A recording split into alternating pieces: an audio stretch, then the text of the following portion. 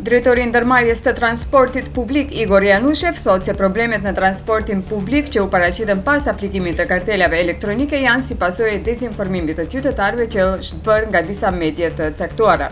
Në pyetjen e Nova për atë se ku mund të gjendet firma Gentomare, e cila fitoi një nga tenderet për shitjen e kartelave elektronike, Janushev tha se ai nuk e di adresën dhe nuk mund ta dijë një gjë të tillë.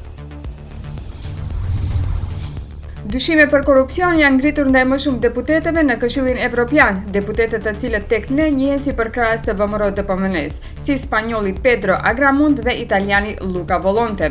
Në Këshillin Evropian ata njihen si përkrahas të regjimit në Azerbejxhan.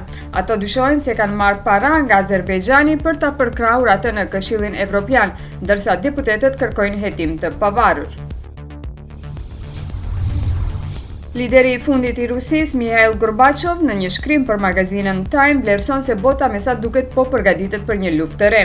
Ai shkruan se pjesa më e madhe e problemeve të shumta që ekzistojnë në botë është militarizimi i politikës dhe gara e re për armatim.